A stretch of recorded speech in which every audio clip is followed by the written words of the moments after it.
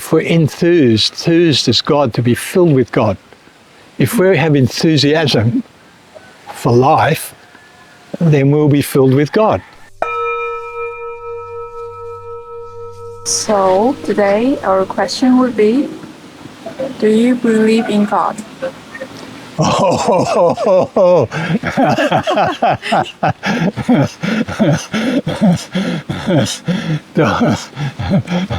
Well,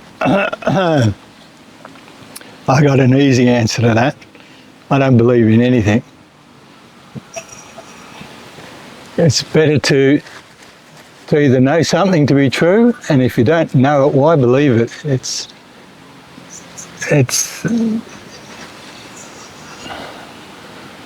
I guess it comes to that. I don't want to be felt like I got to have a need to believe or not believe in something. I just don't know it to be true. To say that I believe in it is to say that, I mean, if I either know something to be true or I don't. To believe in it is because you don't know it's true. So what's the point? If you want to know something is true, you need to investigate it. It's like ourself. If we don't know in ourselves to be okay, then we need to search, we need to look into ourselves.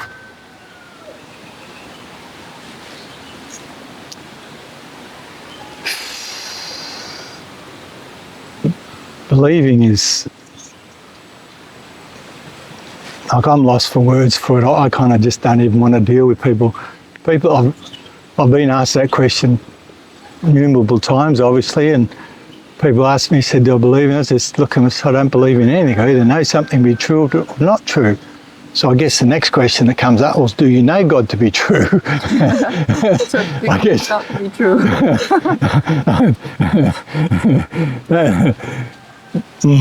Well, that's the obvious next question, isn't it? Yeah. And the way I'll answer that, I feel to answer that is, I know within my own personal experiences, for there to be something there that is way beyond any intellectual or conceptual or belief. It doesn't even come close. It's like, the experience I've had have been that amazing that I have more trouble believing that what I believed, that what I experienced was actually, like, did that really happen? I know that it did happen, but to believe it, it's like, I can't believe it. I just know that it happened, and I haven't got any words. Like, it's like it goes into a part of me that I just become speechless. It's like, well, I can't talk about it even.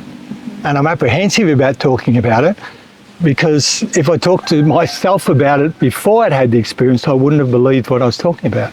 Mm-hmm. So even within my own self, there's incongruency to try to give some explanation or understanding of what my experience was or what I experienced, because I got no framework within my mental capacity to actually embody that as a concept, mm-hmm. because it's beyond any concepts. Yeah. It's beyond everything. So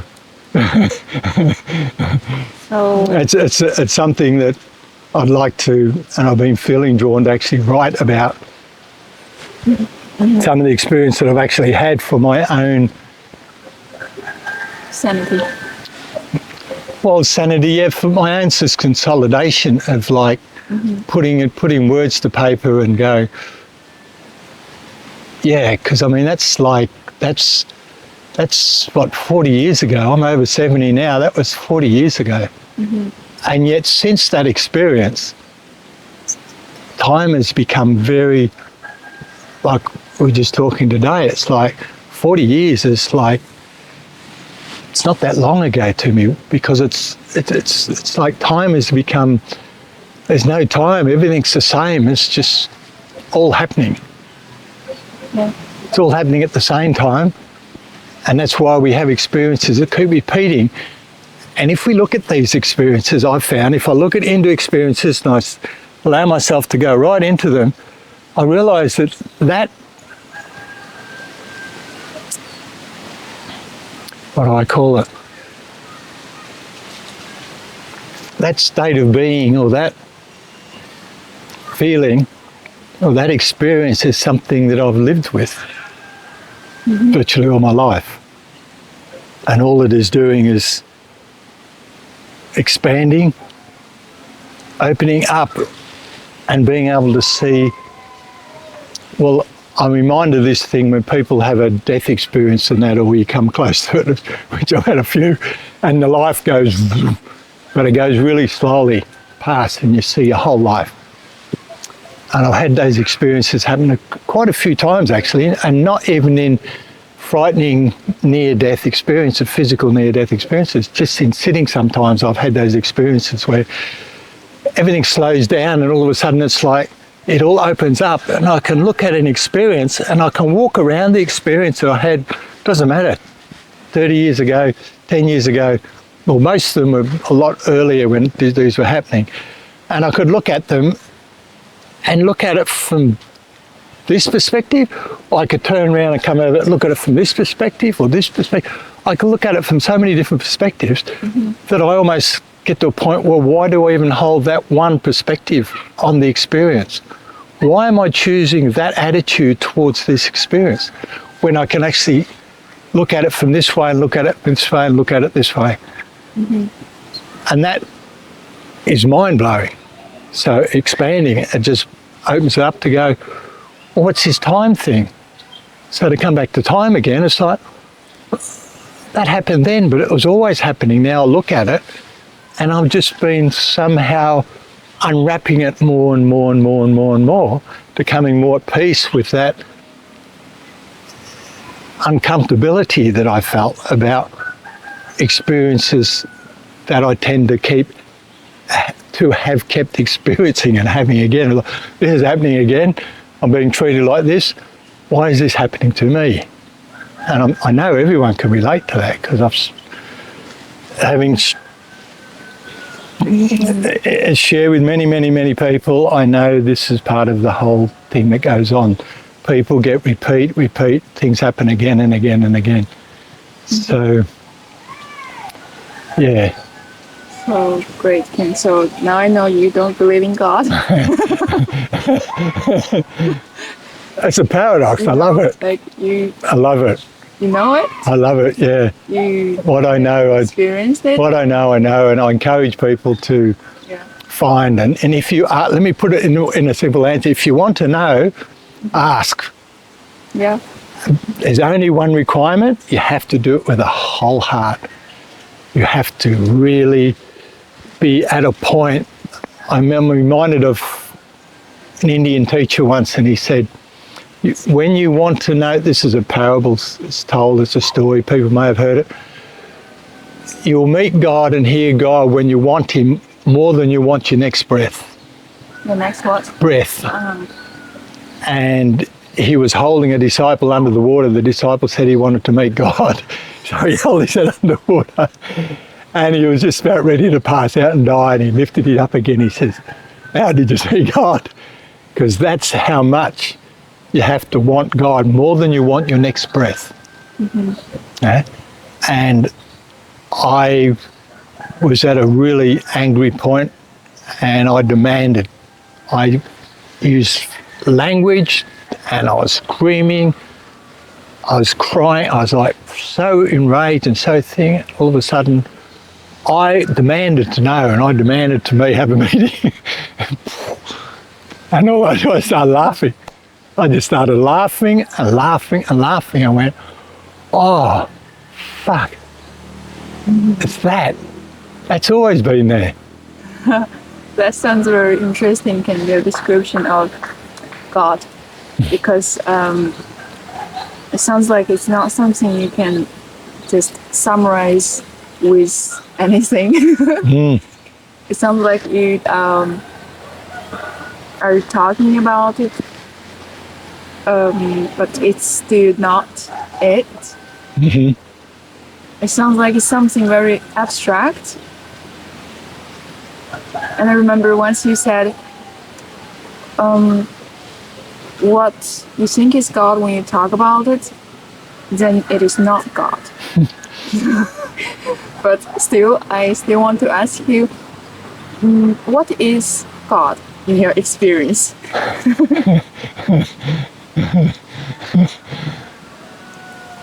Well, as I was just speaking, well,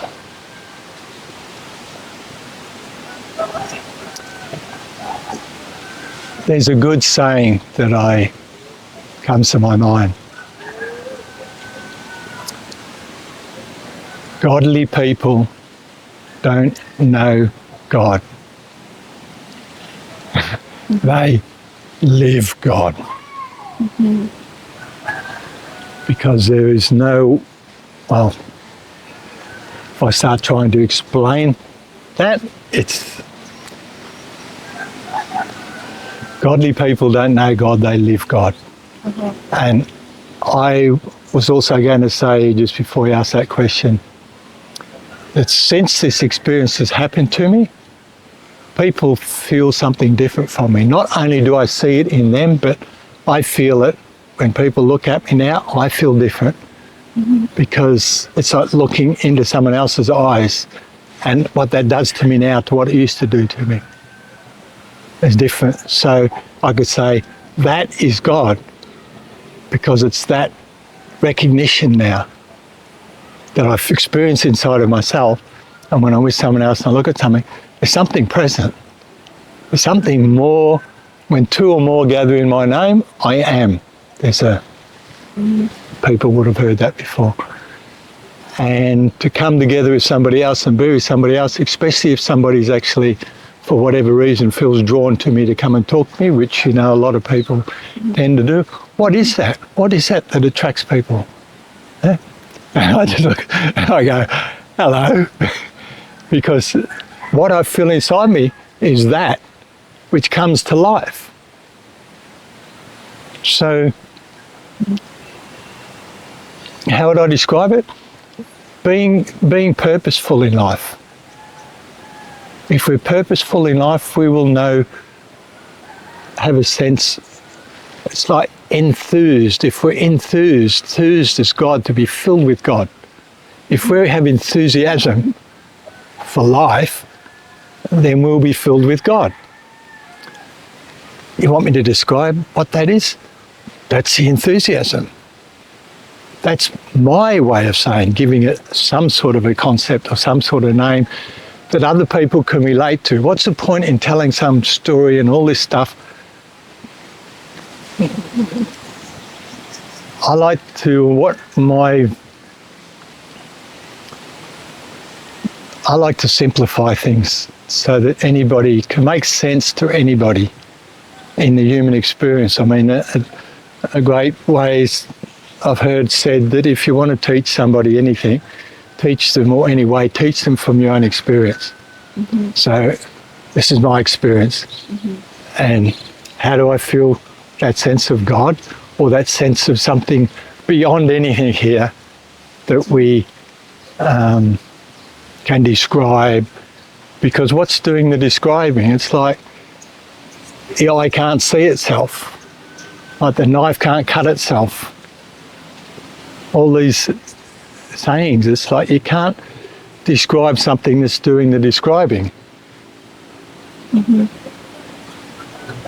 And it's quite and it's humorous to even think of it not being real. It's like people say, I don't feel the connection. I say, well, you're still breathing, so I guarantee you're still connected. and if you're suffering, or your experience is one of suffering, you're very connected. Very, very connected. It's like they say, the North American Indians said that anyone who's in grief and suffering, everybody would go to them for counsel because they are closest to God, closer to God than anybody else. Why? Because they've lost hope in the physical world. So they're gone deep within themselves. So if you come and ask someone who's been through a lot, like I've experienced a lot in my life, and it's kind of like, what? So life gets to a point where it seems meaningless. Yeah, fruitless, meaningless. There's no meaning to it. And then the reality comes to, what is the meaning of life? Whatever you want to make it. We really do have free will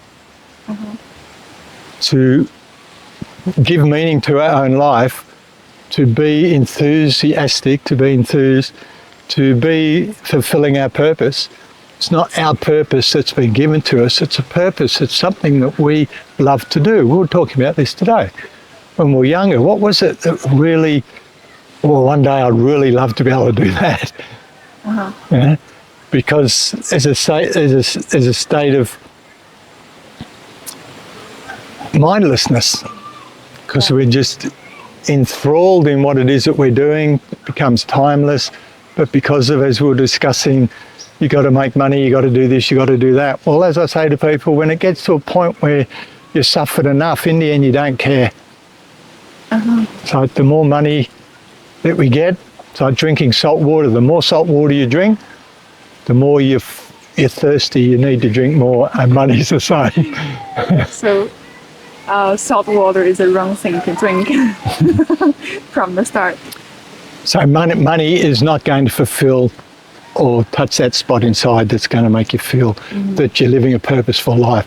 What we're doing with that is thinking that, right, when I get money, I'll be able to do what I really want to do. It's like, well, better off to do what you feel you need to do now instead of doing something to try and get what you think you want, because what we think we want is not what we need. It's better to get what you need than what we want. So, in summary, what you think is God is not a mental thing, it's not a concept. You cannot really describe it with mental concept. So it is more like an experience and something each one has to experience themselves and then to feel what it really is. Within them. That's why describing it is impossible, because what it is within yourself, just like with what it is in this tree, because it's everywhere. In different forms, different shapes, and different forms of expression when it comes to human. It's like each human has their own pure purpose, pure position, the post in life of what it is that turns them on. What is it that switches all their switches on and they go, I love doing this. I would do this, as the old saying goes, if I didn't get paid, so to speak. Which is what I do. I've been doing for decades. I work with people, meet people, and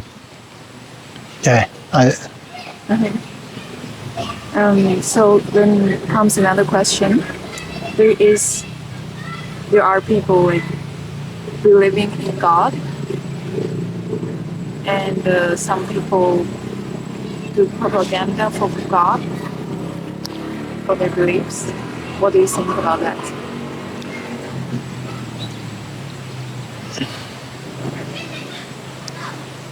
Is there any danger in believing in God? No, not at all. There's certain things. I remember I was talking with a minister once and I was challenging him on a few things, and he looked at me and he said, Ken, I hear what you're saying. He said, my church, my congregation here, they were mainly a lot of young people and a lot of misfits in society, but it was a great place for them to come and gather and be together. And he said, the hospital's a place for people who are physically sick.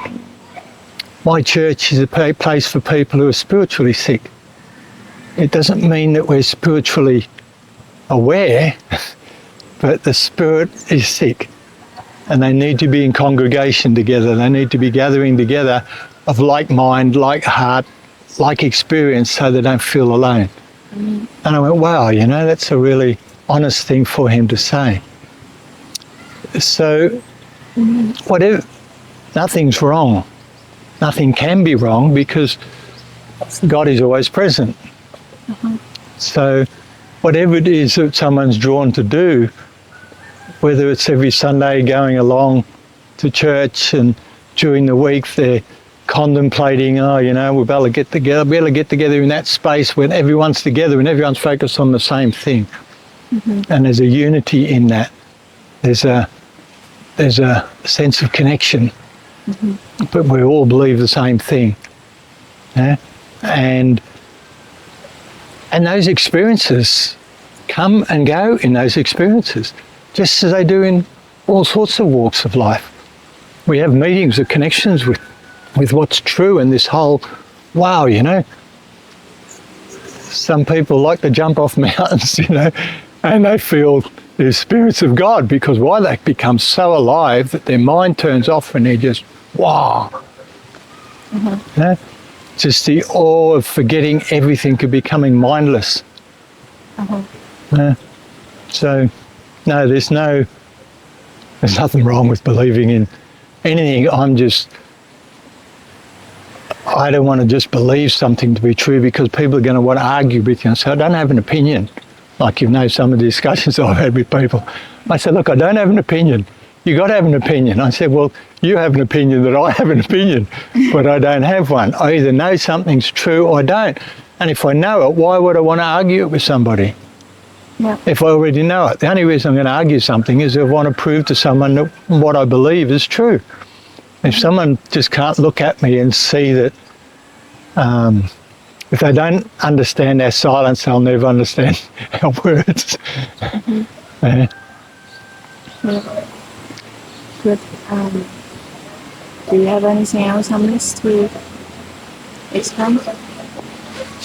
Or we can go on next question.